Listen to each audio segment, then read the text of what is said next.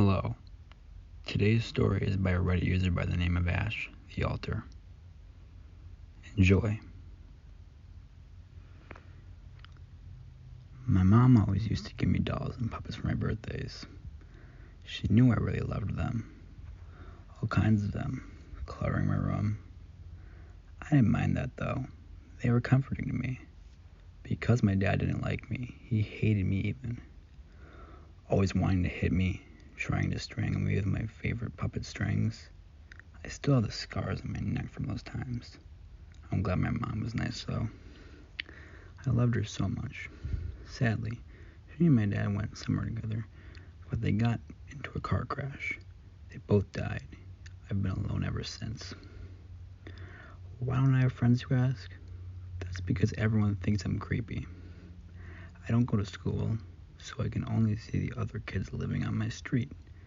They think I'm creepy because I like these dolls and puppets. Anyway, once my parents died, I wanted to run. I was scared that the police would come and take me away, so I ran. I packed up my dolls and puppets into a backpack my mom had in her closet, and I ran. I ran for so long, so far away, and then I saw a car, no, two cars, and they looked badly beaten up. I was curious, so I walked up to them slowly. There were no other cars on the road, so I peeked into one of the wrecked cars, and there were my parents.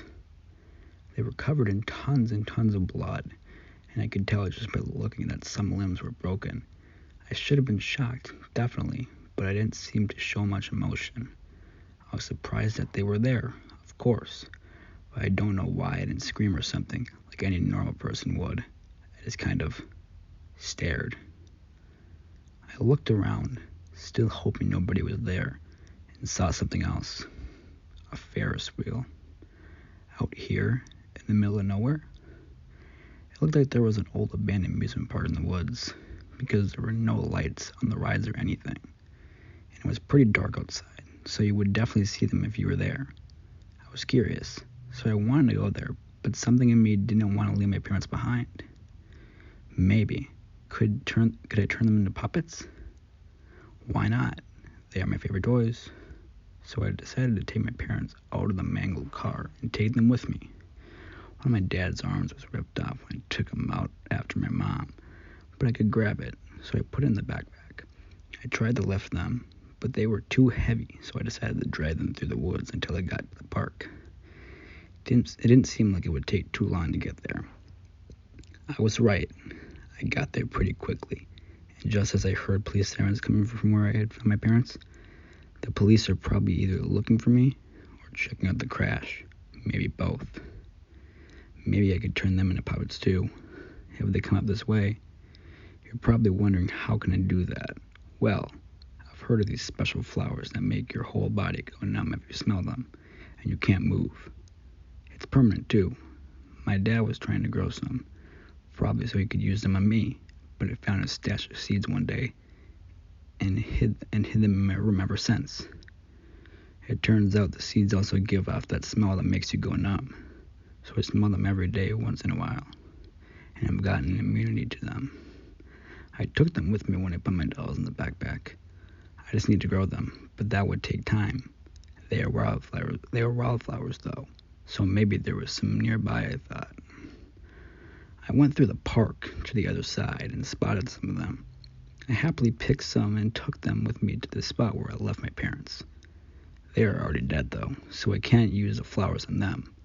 But I wanted to be with my mom, even one last time, so I stood up the best I could and started dancing with her, singing one of our favorite songs. It brought back so many happy memories. Too bad the police found us soon after. Police, police, put your hands up now, they shouted, with their guns out and pointed at me. I stopped dancing and looked at them, and my face was expressionless. I was starting to get used to this feeling. It felt nice, actually. What are you doing here? I questioned them. Dancing with my parents, I replied. Your parents? They're dead. They were in that car crash on the road. Don't you realize that? The first one I asked, I said. Yes, the second one said.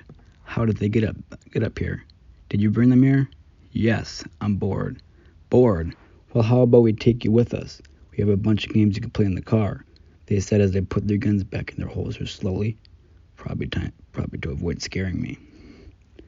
No, I want to play my own game, I said.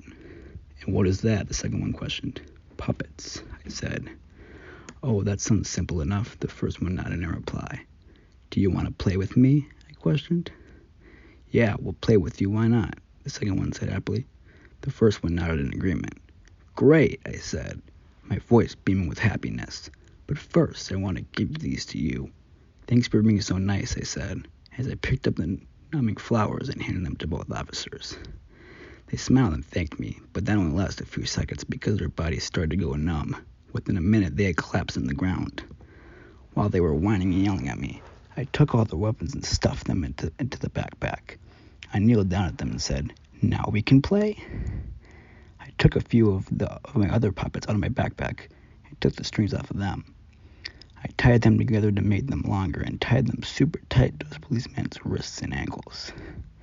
I hung one of them on a broken machine part that didn't do much except bounce up and down, and watched as a policeman did the same. I didn't tie strings to the other. I just decided to dance with him, like I did with my parents. I got bored of him quickly, though, so I made a designated spot for all my toys that I got bored with. I put my parents and that policeman there, and returned to watching the other one. All I could hear was the squeaking of the broken machine and the screaming and desperate yelling of both policemen. But I continued to watch. A small smile crept along my face. Soon I had to go to sleep, so I took my backpack and used it as a pillow. I took one of my dolls out of it to sleep with. In the morning, they were still there, of course. They didn't look like they had got much sleep either. That one was still hanging from the machine, too. That day, I decided to go out and look for something. I can easily move people in, so I can have more new toys. I spotted a small mill nearby and saw that people were working there. There was also a wheelbarrow, which was perfect for people and something to move them in. Perfect. I also found some rope and took that with me, too. I spent the next few days using the wheelbarrow and flowers and picking up people from the mill. I took people from their normal lives for the longest time. I always needed new toys, and it was always so fun. And as I got older, it was easier to handle them. I also went to the small shops to pick out new clothes when nobody was there, or after I had taken them all. Nobody ever found me, even after all these years. I was 7 at the time, and now I'm 14, double that age. I've been living in this abandoned amusement park for the past 7 years, playing with my new and old toys, and I've loved every second of it.